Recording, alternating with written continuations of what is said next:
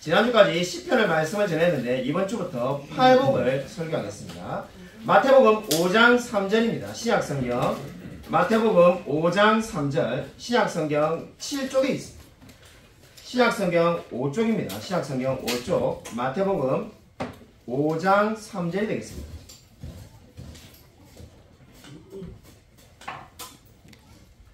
마태복음 5장 3절 한 절 말씀입니다.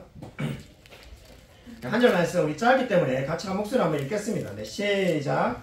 심령이 가난한 자는 복이 있나니 천국이 그들의 것이며.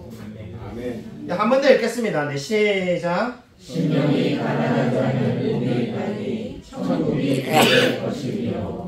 아멘. 네, 심령이 가난한 자, 오늘부터 우리가 팔복의 말씀을 전하기로 하였습니다. 오래전에 나온 책 중에서 나는 감히 신을 아버지라 부르게 되었다라는 책이 있습니다. 이 90년대에 나온 책이라서 이거 아마 오래전에부터 신앙생활 하신 분만 읽어보았을 것 같습니다. 그 나는 감히 신을 아버지라 부르게 되었다는 책을 보면은 그 책은 파키스탄의 왕족이었던 빌키스 시크라는 분의 이야기를 담고 있습니다. 이 빌키스 시크가 그리스도인이 되었습니다. 여러분 아마 파키스탄이라면 생각할 수 있지만은 이슬람교를 믿는 사람이 이제 그리스도인이 된 겁니다. 근데 더 문제는 이 빌키스 시크가 왕족이었고 그 당시에 대지주였습니다. 많은 땅을 가지고 있고 왕족이었는데 그 이슬람교를 믿는 사람이 그리스도인이 된다는 것은 어떤 의미인가? 왕족의 지위를 포기하게 된다는 겁니다. 그리고 대지주로서의 권리를 포기하게 된다는 겁니다. 그럼에도 불구하고 이 빌키스 시크는 그대로 그리스도인으로 남게 됩니다. 심지어 왕족의 지위를 잃어버리고 나니까는 사람들이 죽이려고 하고 위협을 가합니다. 이렇게 해서 생사의 위협이 있지만은 결코 그리스도인으로서 사는 것을 포기하지 않는다는 것이 그 책의 내용입니다. 그리고 그리스도인이 어떠한 사람일까요? 도대체 그리스도인이 어떠한 사람이기에 왕족이 얼마나 대단한 사람인지 왕이 안 돼봐서 잘 모르겠는데 그죠? 왕족을 포기할 정도로 그리스도인이 되고자 했을까요? 다르게 말하면 그리스도인이 되었는데 그리스도인이 안 되면은 얼마든지 왕족으로 그리고 큰 땅을 가진 사람으로 평생을 편하게 살 수 있는데 그 모든 것을 다 포기하고 그리스도인으로 살고자 한 이유가 어디 있을까요? 다르게 말한다면은 그리스도인의 특징은 무엇일까요? 어떠한 특징이 있길래 어떠한 그 특권이 있길래 그리스도인이 계속 되고자 했을까요? 사도행전 11장 26절에 그리스도인이라는 말이 처음으로 등장합니다. 우리 사도행전 11장 26절 여러분 프린터물을 참고해 주십시오. 프린터물에 다 나와 있습니다. 우리 같이 한 목소리 한번 읽겠습니다. 네, 시작. 만남에 안디옥에 데리고 와서 우리 그의 이름만 모여있어 통일을 하셨고 제자들이 한국에서 비로소 그리스도인이라 일컬음을 받게 되었더라. 아멘. 사도행전 11장 26절을 보면 비로소 그리스도인이라 일컬음을 받게 되었다라고 말을 하고 있습니다. 성경을 보면은 예수님의 제자들이 그리고 제자들을 사람들이 그리스도인이라고 부릅니다. 분명히 이 예수님의 제자들이 세상에 있는 사람들과 다른 뭔가 특징이 있기 때문에 그리스도인이라고 부르지 않았겠습니까? 우리가 사람을 구분할 때는 어떠한 특징에 따라서 사람을 구분합니다. 피부색에 따라서 뭐 백인, 흑인, 황인종 이렇게 구분하기도 하고 학력에 따라서 뭐 서울대 나온 사람, 그죠? 뭐 또는 중앙대 나온 사람 이렇게 구분하기도 하고 또는 직업에 따라서 목사, 교사, 의사, 뭐 간호사 이렇게 구분하기도 합니다. 그러니까 우리가 그렇게 구분하는 것은 그 사람을 구분짓는 어떠한 특징이 있기 때문입니다. 마찬가지로 분명한 것은 그리스도인이라고 부를 때는 그 어떠한 특징이 있기 때문에 그리스도인이라고 불렀을 거라는 겁니다. 지금 이 사도행전 11장 26절에 사람들이 그들을 비로소 그리스도인이라고 부른 이유가 분명히 있었을 겁니다. 그 특징이 뭘까요? 바로 그 특징이 팔복에서 잘 나타나고 있습니다. 그래서 이 존 스토트라는 목사님은 팔복에 대해서 이렇게 말을 하였습니다. 팔복은 그리스도께서 모든 그리스도인이 어떠한 사람이 되어야 하는지에 대하여 상세히 설명해 주시는 것인데 그리스도를 따르는 신자들은 당연히 이러한 특징들이 나타나야 한다라고 말씀하였습니다. 팔복이 뭐라는 겁니까? 그리스도께서 그리스도에는 어떠한 사람이 되어야 된다는지를 상세히 설명해 준 거라는 겁니다. 그리고 그리스도를 따르는 신자들, 저와 여러분은 그러한 특징들이 삶에서 나타나야 된다라고 말을 하였습니다. 여러분, 그리스도인은 어떠한 사람입니까? 한마디로 말해서 복 있는 사람이라고 오늘 성경은 말을 하고 있습니다. 근데 그 복이 어떠한 복입니까? 돈이나 건강이나 사회 지위에 달려있는 것이 아니라 바로 심령이 가난하고 애통하고 온유하고 그리고 의에 줄이고 목마른 그 사람이 어떻다는 겁니까? 바로 그리스도인이라고 그렇게 말을 하고 있습니다. 다시 말하지만은 이 팔복은 그리스도인이 나타나야 할 특징들을 말을 하고 있습니다. 심령이 가난한 자라고 오늘 성경은 말씀하고 있습니다. 팔복의 첫 번째 특징이 심령이 가난한 자입니다. 필립스 번역이라는 성경이 있는데 그 성경은 이렇게 말하였습니다. 마음이 겸손한 자는 얼마나 행복한가. 심령이 가난한 자는 복이 있다는 말을 마음이 겸손한 자는 얼마나 행복한가 이렇게 번역하였습니다. 또 다른 영어 성경의 번역이 있는데 하나님은 그분에 대한 필요성을 느끼는 사람들에게 복을 주신다. 제가 좋아하는 말이기도 한데 하나님은 그분을 필요로 하는 사람에게 복을 주신다는 거죠. 그래서 세상에 있는 사람들은 하나님을 필요로 하지 않지 않습니까? 하나님 없이도 얼마나 잘 사는데요. 하나님을 필요로 하는 그 사람에게 복을 주신다는 게 심령이 가난한 사람은 복이 있나니라는 말씀의 의미라는 겁니다. 유진 피터슨이라는 우리 시대에 유명한 목사님이 있습니다. 아마 우리 성도님들 중에 그 메시지라는 유진 피터슨 목사님이 쓴 그 책을 많이 읽는 분들이 있을 겁니다. 본인이 번역한 양인데 사실 뭐 그 번역이 장단점이 있습니다만은 좋은 점은 정말로 이 마음에 확 와닿게 표현하는 경우가 많다는 거죠. 바로 지금 이 심령이 가난한 자도 그 경우에 해당되는데 당신이 속수무책의 상황에 처해 있을 때 복이 있다. 그때 당신은 자신을 덜 의지하게 되고 하나님과 그의 통치를 더 의지하게 된다. 이렇게 말하였습니다. 심령이 가난한 자를 이 유진 피터슨 목사님은 속수무책의 상황에 있을 때 바로 복이 있다라고 그렇게 표현하였습니다. 우리가 생각할 때 정말로 진퇴양난에 어찌할 줄 모르는 상황에 있으면은 괴로울 것 같은데 그 상황에 처해 있는 사람이 오히려 복이 있다는 거죠. 왜냐하면은 그때가 되면은 나 자신을 이제 의지하지 않고 하나님만 바라보게 된다는 겁니다. 그것이 이 말씀의 의미라는 거죠. 이렇게 여러 가지 제가 이렇게 번역을 소개해 드렸습니다만은 정말 이 심령이 가난한 사람, 이 사람은 어떻다는 겁니까? 하나님 앞에서 자신의 무력함을 깨닫고 하나님의 은혜로 살 수밖에 없는 존재임을 인정하는 사람을 말합니다. 다른 말로 한다면은 이 심령이 가난한 사람은 하나님의 높으신 의의 기준 앞에서 자신은 감히 그 하나님의 의의 기준에 도달할 자격이 없는 사람임을 인정하는 겁니다. 다르게 표현한다면 하나님을 기쁘시게 할 만한 자격이 자신에게 없음을 인정하는 사람이 바로 누구입니까? 심령이 가난한 사람입니다. 물 한 잔 좀 더 주시기 바랍니다. 믿지 않는 사람들 가운데서도 우리 산상수훈을 좋아하는 사람들을 우리가 흔히 만나볼 수가 있습니다.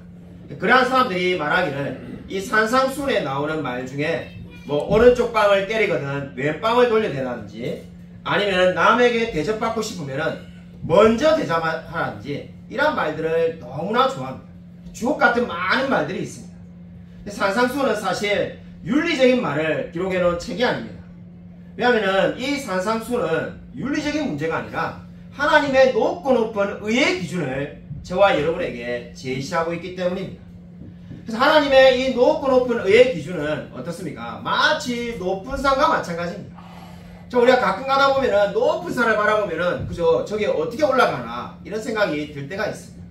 이번에 우리가 명절에 창원에 내려갈 때 어머니를 뵈러 내려가는데 어떻게 하다 보니까는 우리가 늘 가는 중부 내륙고속도로로 이 맵 인도를 안 하고 경부고속도로로 우리가 잘 가지 않았는데 그쪽으로 인도를 받아가지고 그저께 충청도 북도에 내려가다 보니까는 높은 산이 하나 보이더라고요. 저 산은 무슨 산인가? 제가 이렇게 말하니까 제 아내도 잘 몰라가지고 우리 저 산을 본 적이 없는 것 같은데 왜 늘 가는 길로 안 가고 다른 길로 갔으니까요. 그래서 저 산이 뭔가 그래서 보니까 지역 이름이 그 동네에 뜨잖아요. 그래서 지역 이름을 검색해가지고 산을 검색하니까는 민주시산 이렇게 되네요. 산실전 민주시산이라는 산이 있는지도 몰랐습니다. 그래서 이게 무슨 이런 산이 다 있나 이래 보니까는 그 산이 무려 1200m나 돼요. 이렇게 높은 산을 내가 몰랐구나. 그래서 이 보고 야, 그 산이 그러니까 높아 보이구나 이렇게 생각했습니다.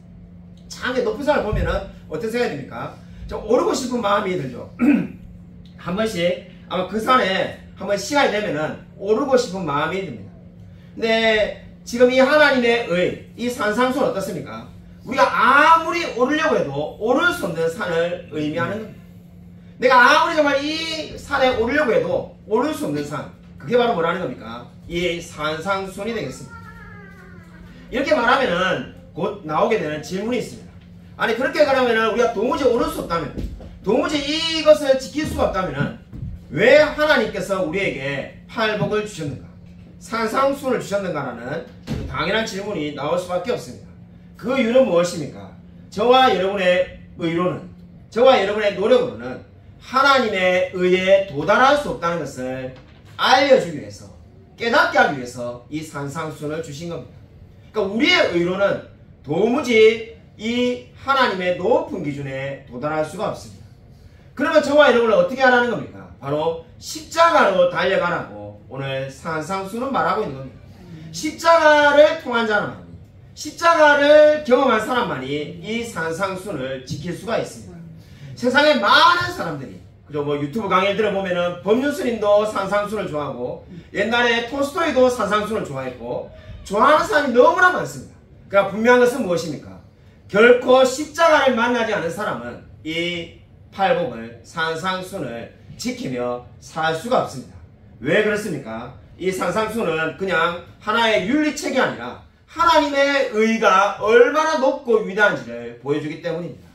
그 높고 높은 하나님의 의는 십자가를 경험한 사람만이 바로 이 말씀을 지키며 따라가며 살아갈 수가 있습니다. 저와 여러분이 바로 그러한 은혜를 받은 사람인 줄로 믿으시기 바랍니다.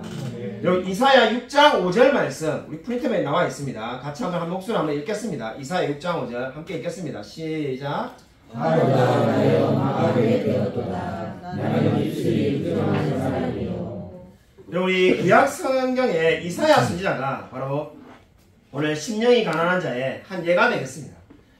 구약 시대에 보면 이사야 선지자가 이 성전에서 지금 하나님을 보았을 때 화로가 나는 망하게 되었다라고 고백을 하고 있습니다. 입술이 부정한 사람이라고 말을 합니다. 정말 우리 시대에 많은 사람들이 하나님을 만나고 춤을 췄다는 사람도 있고 노래를 불렀다는 사람도 있고 이러는데 정말 하나님을 만났던 이사야 선지자는 나는 망하게 되었다라면서 지금 어쩔 줄 몰랍니다. 나는 입술이 부정한 사람이라는 겁니다. 여러분 한번 이 말씀을 한번 곰곰이 묵상해 보십시오. 좀 제가 예전에 묵상할 때 그런 생각을 해본 적이 있는데 과연 이사야가 당시에 살았던 사람 중에 정말로 입술이 부정한 사람이라고 말할 만큼 형편없는 삶을 살았을까? 우리가 금방 뭐 생각을 하면 답이 나올 겁니다. 결코 그렇지 않았을 겁니다. 이사야 선지자가 아마 우리가 모르긴 몰라도 그 삶의 수준이 그저 아마 가장 훌륭한 사람들 중에 속해 있지 않겠습니까? 근데 그러한 이사야가 하나님을 만나자마자 한 고백이 뭡니까? 나는 입술이 부정한 사람이라는 겁니다. 마치 자기가 사기꾼이냐, 자기가 마치 거짓말만 맨날 하고 사는 사람이냐, 나는 입술이 부정한 사람입니다. 이렇게 지금 하나님 앞에 고백을 하고 있습니다. 이유가 뭘까요? 바로 하나님의 높고 높은 거룩하신 그 거룩 앞에 자신이 가지고 있는 의 거룩은 아무것도 아니라는 생각을 하게 되었기 때문입니다. 정말 하나님의 그 거룩하신 존재 앞에 자신이 설 자리가 없기 때문에 나는 입술이 부정한 사람이고 망하게 되었다라고 고백하고 있습니다. 이 지금 이사야의 태도가 뭡니까? 그게 바로 오늘 마태복음 5장 3절에서 말하는 심령이 가난한 자의 모습이 되겠습니다. 심령이 가난하다는 게 뭡니까? 바로 하나님 앞에서 내가 얼마나 부족한 자이며 얼마나 연약한 자인지를 깨달아 아는 것입니다. 반면에 성경에 보면 마가복음 10장 17절 이하에 우리가 너무나 잘 아는 부자 청년 이야기가 나옵니다. 그 부자 청년이 어떻게 하였습니까? 살인하지 말라, 간음하지 말라, 이러한 예수님의 말씀에 내가 어려서부터 다 지켰나이다 라고 말을 하였습니다. 그러자 예수님께서 뭐라고 말했습니까? 너에게 한 가지 부족한 것이 있는데 너의 모든 재물을 팔아서 가난한 사람에게 주라고 하였습니다. 사실 우리가 말씀을 읽어보면 이 말씀 참 이상하다는 생각을 아마 여러 군데 했을 겁니다. 왜냐하면 저와 여러분 가운데도 부자가 있는데, 그죠? 아니면 우리 교회보다 훨씬 부자인 뭐 대기업 사장님이라든지, 그죠? 수백억 수천을 가지고 있는 사람들에게 그리스도를 믿을 때 결코 우리가 너의 모든 재산을 다 팔아가지고 가난한 사람에게 주나, 우리 이렇게 명령하지 않습니다. 근데 심지어 예수님도 다른 사람들에게 그렇게 명령하지 않았습니다. 근데 왜 이 부자 청년에게는 이렇게 어려운 명령, 재산을 다 팔아가지고 가난한 사람에게 주라고 했을까요? 그 어떤 우리가 드는 생각은 그렇게 말하지 않았으면은 하나님 믿을 수도 있지 않았을까? 예수 믿을 수 있을 건데 왜 이렇게 엄청나게 어려운 명령을 해가지고 그저 근심하며 돌아가니라 이렇게 됐는가? 이런 생각들을 아마 여러분도 곧잘 했을 겁니다. 근데 그렇게 명령한 이유가 뭡니까? 그 사람에게 한 가지 없는 게 뭡니까? 가난한 사람을 돌보지 않았다는 의미가 절대로 아닙니다. 왜 그 사람이 율법을 다 지켰다라고 자신있게 말하는데 가난한 사람을 돌보지 않았겠습니까? 부자는 이미 가난한 사람들을 많이 돕고 사는 사람이었을 겁니다. 근데 한 가지 부족하다라고 말하는 이유가 어디 있습니까? 바로 그 마음 가운데에 심령이 가난함이 없기 때문입니다. 너희 마음 가운데 그렇게 심령이 가난한 마음이 없기 때문에 내 모든 재산을 다 팔아서 가난한 자에게 주라고 한 겁니다. 할 수가 있겠습니까? 할 수가 없겠죠. 그럼 예수님이 원하시는 대답이 무엇이었습니까? 주님, 저는 할 수가 없습니다. 저는 도무지 그렇게 살 수가 없기 때문에 내가 죄인입니다라고 하나님 앞에 겸손히 나오기를 원했던 겁니다. 그렇기 때문에 그렇게 겸손한 마음을 가지게 하기 위해서, 다르게 말하면 심령이 가난한 마음이 생기게 하기 위해서 예수님께서 내 모든 재산을 팔아 가난한에게 주라고 명령하신 겁니다. 안타깝게도 그 부자 청년은 하나님 앞에 매달리며 나의 가난한 마음, 나의 이 부족한 마음을 돌봐달라는 것이 아니라 그냥 근심하며 돌아가 버렸습니다. 부자 청년에게 부족한 것은 가난한 사람을 더 많이 못 도운 것이 문제가 아니라 심령이 가난하지 않았기 때문에 구원을 못 받은 겁니다. 저와 여러분도 마찬가지입니다. 우리 가운데 정말 마음이 가난해지지 않는다면, 그 영혼이 심령이 가난해지지 않는다면 결코 구원을 받을 수가 없습니다. 구원을 받기 위해서 첫 번째 필요한 첫 번째 중요한 첫걸음이 무엇입니까? 심령이 가난해져야만 하는 겁니다. 그리고 저와 여러분도 정말로 마음이 가난해져서 하나님을 만나게 된 줄로 믿으시기 바랍니다. 몇 주 전에 제가 중국에 갔을 때 우리 그 조선족 사역자분 한 분을 만났습니다. 그 여자 우리 전도사님께서 저보다 더 연세가 많으신데 늦게 이제 목회를 시작하셔가지고 근심이 많으셨습니다.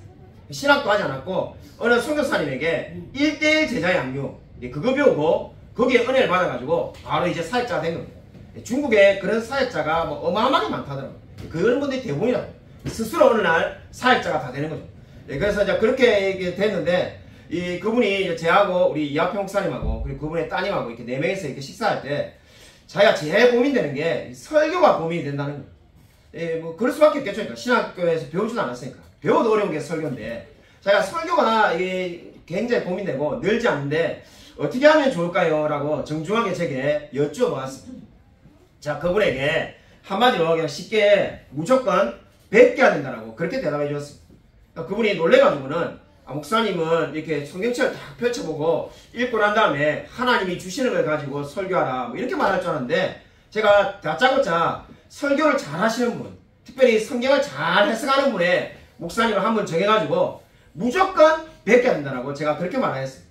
그러니까는 이분이 좀 놀란 거죠. 아니 이게 대놓고 뵙기라고 말하니까 이게 무슨 이런 처방이 있나 이래가지고 고개를 갸우뚱하시면서 긴가민가 하시고, 제가 그분에게 뭐라고 말했냐면은 전도사님 오늘부터 전도사님 미용실을 하면은 여러분 이 광동성에 미용실을 차리면은 어떻게 하실 겁니까? 머리 잘 깎는 사람 찾아가가지고 배우지 않겠습니까? 마라탕집을 차리려면 어떻게 해야 되겠습니까? 소스 비법이 있는 사람에게 찾아가가지고 무릎을 꿇든 돈을 주든 어떻게 하는지 그걸 배워가지고 시작해야지 잘 되지 않겠습니까? 똑같은 겁니다. 배워야 잘 되는 겁니다.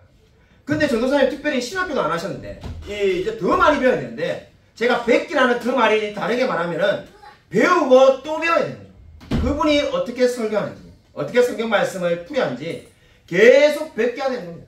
뵙기다 보면은, 자, 영원히 뵙기라는 것이 아니라 뵙기다 보면은 어느 순간에 이렇게 계속 베끼다 보면은 이 말씀을 이분이 이렇게 풀었는데 이거를 나는 이렇게 할 수 있을 것 같은데 이럴 때가 올 겁니다.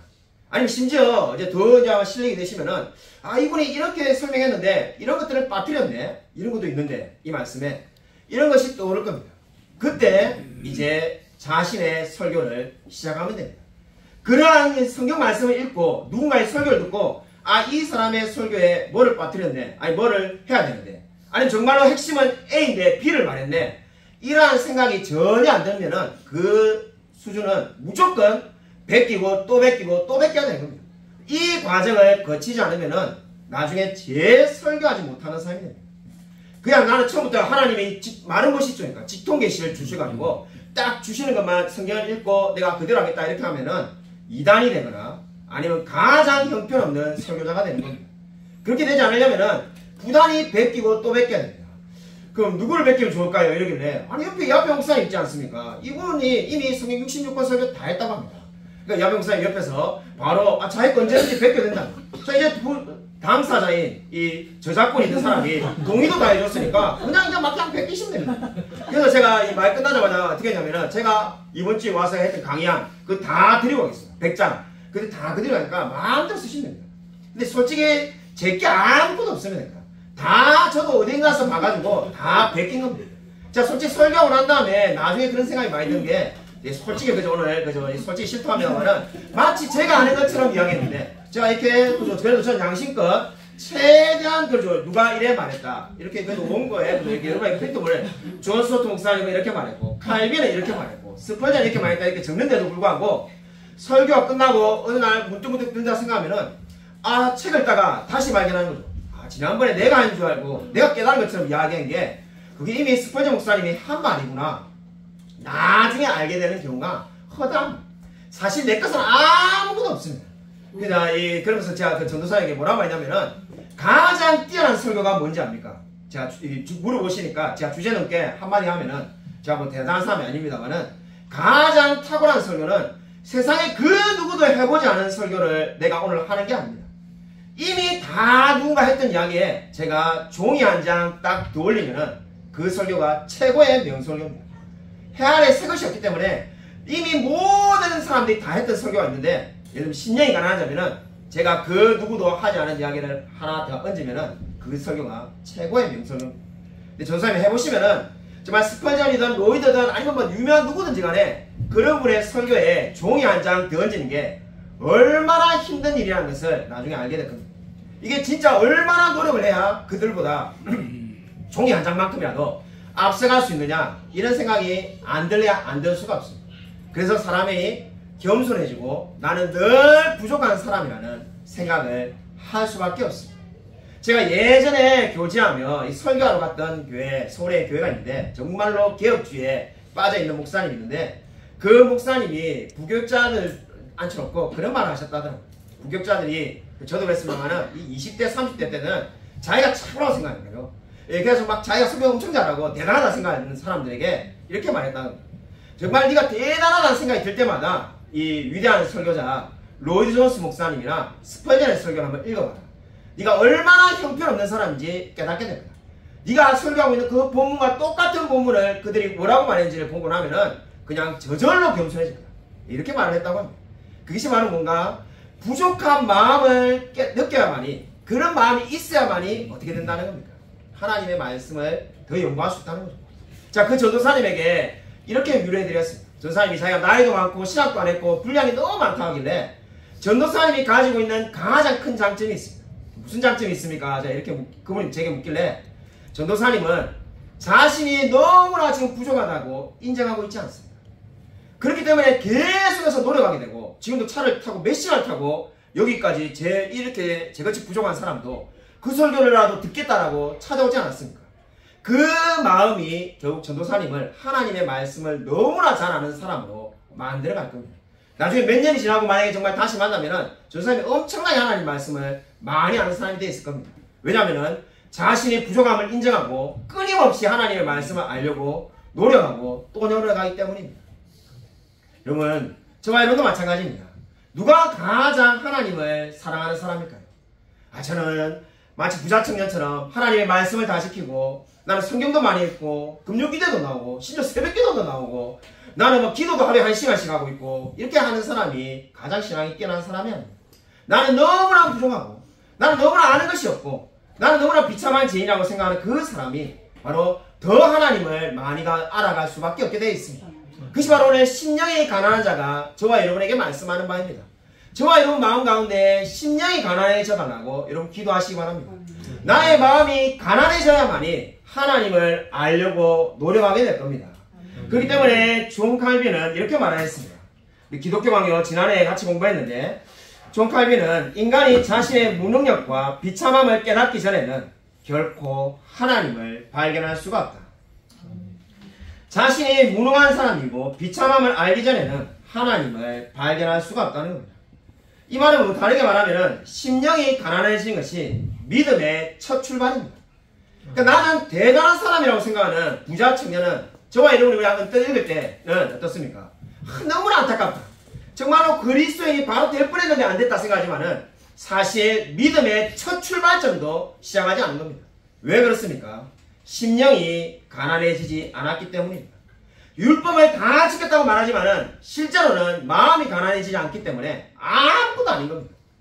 믿음의 첫 출발은 무조건 심령이 가난해져야 된다고 성경은 말씀하고 있습니다. 그리고 어떤 사람들은 이렇게 말하기도 합니다. 저는 심령이 가난하지 않지만은 온유한 사람입니다. 저는 심령이 가난하지 않지만은 애통하기는 잘합니다. 이런 식으로 말하는 분들도 가끔 만나본 적이 있습니다.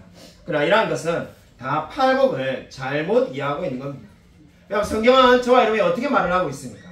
이 팔복 전체가 그리스도인이 가져야 될 특징이라고 말합니다. 마치 저와 여러분이 팔다리 모두 다 있는 것처럼 그리스도인은 심령이 가난하고 그리고 애통하고 온유하고 화평한 사람이 되어야 한다는 겁니다. 이 모든 특징이 바로 그리스도인을 나타내는 특징이기 때문에 나는 좀 심령이 가난하긴 하지만은 온유한 마음을 가지지 않을래 이렇게 생각해서는 안 된다는 겁니다. 여러분 팔복을 자세히 살펴보면은 첫 번째 복인 심령이 가난한 자와 다른 복들과의 차이가 있다는 것을 발견하게 됩니다.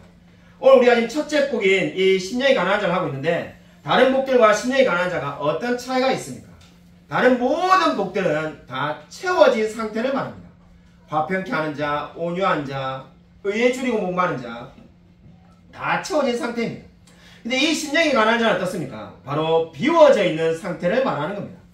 왜 일곱 가의 복은 전부 다 이미 화평한 자 그리고 정말 애통하고 있는 자 이렇게 완성된 상태를 말하는데 심령이 가난한 자만 아무것도 없는 정말 비어있는 깡통과 같은 그러한 상태를 묘사하고 있는 이유가 어디에 있습니까? 먼저 우리의 모든 것들을 비워야만이 하나님의 복을 받을 수 있다는 겁니다. 저와 여러분의 마음 가운데 있는 이 자아와 나를 사랑하는 마음들을 다 내려놓기 전에는 이 하나님의 복을 받을 수가 없다는 의미가 되겠습니다. 자, 간단하게 말해서 지금 이 컵에 물이 있는데 물을 버리지 않고서는 콜라를 담을 수가 없습니다. 이 물이 그대로 있는데 예를 들면 콜라나 오렌지 주스를 어떻게 담겠습니까? 물을 버려야만이 콜라나 오렌지 주스 다른 걸 담을 수가 있습니다. 마찬가지로 심령이 가난한 자가 제일 먼저 나오는 이유는 바로 저와 여러분 가운데 마음이 먼저 비워져야만이 이제 하나님의 주시는 다른 복들을 받을 수가 있다고 성경은 말씀하고 있습니다. 여러분 감리교회를 우리 감리교회에 다니는 사람들 감리교회를 영어로 메소디스트라고 합니다. 감리교회는 메소디스트 처치가 되겠죠. 여러분 이 메소디스트라는 말이 어떻게 생겨나게 됐을까요? 우리가 어떻게 생각하면은 역사를 모르면은 장로교가 먼저 있었으니까 프리스비테리안이 먼저 있었으니까 그럼 감리교가 생기겠지. 근데 여러분 그런 생각을 한번 해본 적 없습니까? 장로교를 반대해가지고 감리교가 나왔는데 교리가 다르죠.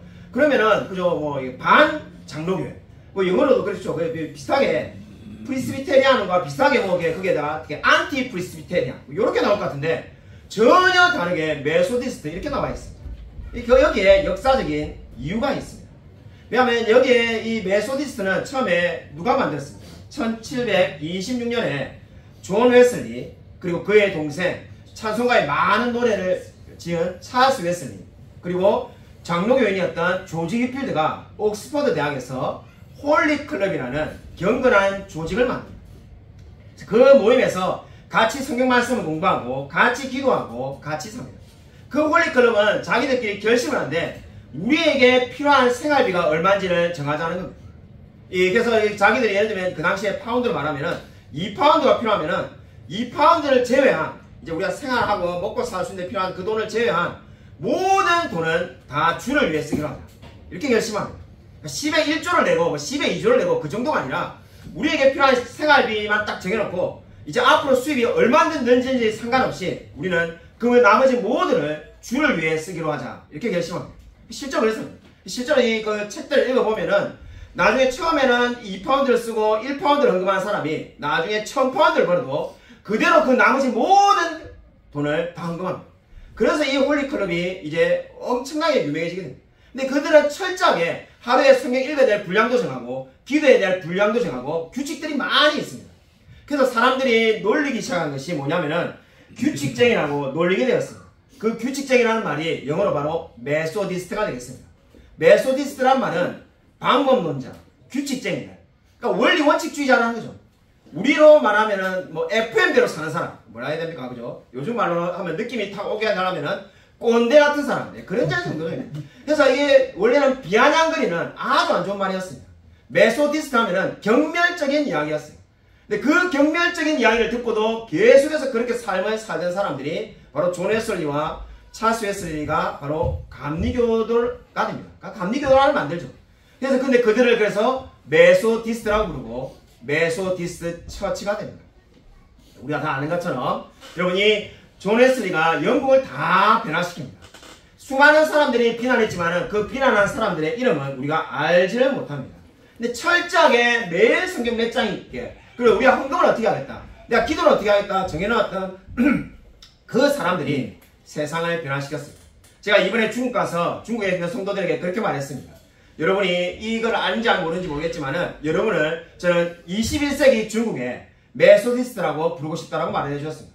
그러니까 그들이 잘 모르니까 제가 설명해 드렸죠. 바람과 같이 이렇게 역사를 설명해 드렸습니다. 메소디스트란 말이 처음에는 경멸을 요구했지만은 지금 보면은 최대의 찬사랍니다. 정말로 하나님을 알고 싶어가지고 자기의 삶을 전부 다 드리고 자기 시간도 드리고 돈도 드리고 모든 걸 드렸던 사람이 바로 감리교의 창시자였던 존 웨슬리와 그의 친구들, 영국의 옥스퍼드 홀리클럽에 있었던 사람들이라고 말해 주었습니다. 그래서 제가 그 성도들에게도 그렇게 위로해 줬습니다. 아니, 거기 있는 성도들도 수많은 교회, 다른 교회 사람들이 비아냥거린다는 거죠. 야, 너희 교회는 왜 하루에 성경 100장 읽으라고 하냐? 율법주의 아니냐? 바리새인 같다. 막 비아냥거린다는 거죠. 왜 새벽 기도를 2시간 반이나 하냐? 왜 그렇게 살아야 되냐? 그걸 안 하면은 왜 이 문제가 되냐? 많은 비판들이 있다는 거죠. 교회가 이상하다, 율법주의 같다, 바리새인 같다. 근데 제가 그분들에게 그래 말했습니다. 그 동일한 비판을 바로 메소디스트, 존 웨슬리와 휘필드 친구들이 다 들었던 이야기는 해 아래 새 것이 없다고 역사가 반복된다. 나중에 여러분을 기억해도 역사는 여러분을 비판하는 사람들을 전혀 기억하지 못할 거라고 제가 말해 주었습니다. 저와 여러분도 마찬가지입니다. 우리 교인들 중에 그런 분이 없었습니다만은 우리 친구 목사님들이 와가지고 제가 성경 필사한다니까 개혁주의 교회에서 이렇게 성경 필사하는 교회를 본 적이 없는데 뭐 이런 이야기 하신 분이 정말 여러 분 있었습니다. 이런 거는 보통 이게 순복음교회나 이게 막 복음주의 하는 그런 데서 막 사람들 막 이렇게 막 으쌰으쌰 시키고 이런 거 할 때 하는 거지. 보통 우리는 그냥 자율적으로 성경 읽으라고 하는데 이런 거 안 하는데 뭐 이런 거예요. 그래서 제가 이렇게 대꾸 별로 하지 않았는데 계속 물어보는 사람이 있을 때 제가 이 교회사를 해가지고 메소디스트에서 설명해줬습니다. 다들 깜짝 놀라는 거예요. 메소디스트가 정말 다음에 제가 이 강의를 잘할 수 있는 분을 한번 모시고 오겠습니다. 우리가 정말 교회사의 비극인데, 저는 비극이라고 우리 중국에서 제가 그렇게 설계했습니다만은 원래 메소디스트 이 관점이 감리교회만 있는 것이 아니라 아까 휘필드가 같은 사람이라는 것처럼 우리 개혁주의 장로교도 있었는데 이 감리교단을 만들면서 그걸 따랐던 사람들이 다 거기에 가서 우리는 일종의 마치 막 공부를 많이 하고 이 개혁주의 하면 다들 교인들도 여러분도 솔직히 생각하잖아요. 맨날 수요일부터 암송하고 오늘도 이제 오후에 도르트 신경 공부하니까 마치 막 공부를 많이 하는, 그래서 막 머리 좋은 사람, 엘리트들만 할 수 있는 그러한 것으로 바뀌게 된 것이 바로 이 메소디즘을 버렸기 때문입니다. 자, 이렇게 말하면 제가 엄청나게 대단한 이야기가 나갔는데 이 이야기를 바로 100년 전에 위대한 설교자 로이드 존스 목사님이 헌책방에서 책을 발견하고는 바로 내가 이때까지 알고 있던 모든 신앙이 다 맞는 것이 아니라 정말 청교도가 했던 말이 다 맞구나 해가지고 그에 대해서 청교도 컨퍼런스를 해마다 열고 신학교를 세우는데 그 모든 계기가 된 것이 바로 이 메소디즘을 잃어버렸다는 것을 깨달았기 때문입니다. 저와 여러분도 마찬가지입니다. 우리가 정말 개혁지한다 이러면은, 그죠? 우리가 뭐 장로교다 이러면은 소요리 문답 공부하고, 도트신경 공부하고, 하이데베로 공부하고, 막 머리만 계속 커진 거죠. 그러니까 실제로 그렇지가 않습니다. 저와 여러분이 정말로 진짜 원래 메소디스트가 되는 겁니다. 칼빈주의 메소디즘이 되는 겁니다. 그래서 정말로 우리가 어떻게 살아야 되는 겁니까? 더 많이 아는 만큼 더 열심히 성경 읽고, 더 열심히 전도하고, 더 열심히 기도하는 게 뭡니까? 그게 바로 성경이 말하는 그리스도의 모습이고, 그게 바로 우리 신앙의 선배들이 그렇게 되고 싶어 했던 모습이 되겠습니다. 여러분, 저와 여러분도 마찬가지입니다. 정말로 여러분 심령이 가난한 자로 살아가고 있습니까? 여러분, 그러면 더 많이 여러분의 마음 가운데 결심하십시오. 내가 정말로 올해는 더 마음이 가난해져서 더 많이 성경을 읽고, 더 많이 기도하고, 더 많은 영혼을 전도하겠다. 여러분, 이렇게 다짐하시기 바랍니다. 여러분, 그 사람이 바로 뭡니까? 심령이 가난한 사람입니다. 빌리 그레이엄 목사님은 이렇게 말하였습니다. 나는 전 세계를 돌아다니면서 행복과 만족이 넘치는 사람들을 찾아보았다. 그런데 그러한 행복과 만족을 누리는 사람은 오직 그리스도인들 뿐이었다라고 말을 하였습니다. 전 세계에 얼마나 많은 곳을 위대한 설교자 이 빌리 그레이엄 목사님이 돌아다녔겠습니까? 거기에서 정말로 행복과 만족을 누리는 사람은 그리스도인밖에 없다라고 말을 하였습니다. 저와 여러분도 마찬가지입니다. 하나님이 저와 여러분을 그리스도인으로 부르셨습니다. 여러분, 심령이 가난한 사람은 어떠한 사람입니까? 바로 하나님 앞에서 자신이 무가치함을 알고 이제 모든 것이 은혜로 살아가는 것임을 인정하는 사람입니다. 모든 것이 은혜인 사람이 어떻게 우리의 나의 가지고 있는 모든 것들, 나의 돈, 시간, 열정을 다 하나님께 드리고자 하지 않겠습니까? 여러분, 하나님을 위해 사시길 바랍니다. 아무쪼록 정말 심령이 가난한 자로서 늘 하나님께 의지하며 살아가는 저와 우리 모든 성도님이 되시기를 주님의 이름으로 간절히 축원드립니다. 이 시간 우리 말씀을 갖고 한번 주여 한번 크게 외치고 간절히 한번 통성을 기도하겠습니다.